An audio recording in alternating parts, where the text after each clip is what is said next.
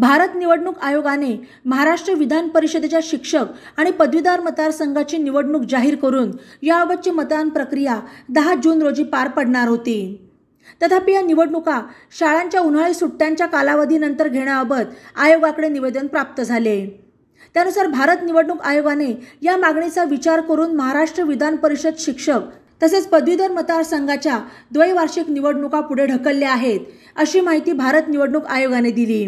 मुंबई पदवीधर मतदारसंघातून विलास विनायक पोतनीस, कोकण पदवीधर मतदारसंघातून निरंजन वसंत डावखरे, नाशिक शिक्षक मतदारसंघातून किशोर भिकाजी दराडे आणि मुंबई शिक्षक मतदारसंघातून कपिल हरिश्चंद्र पाटील हे 7 जुलै 2024 रोजी महाराष्ट्र विधान परिषदेतून निवृत्त होत आहेत। त्यामुळे 2 शिक्षक मतदारसंघ आणि 2 पदवीधर मतदारसंघाकरता निवडणूक कार्यक्रम जाहीर करण्यात आला होता।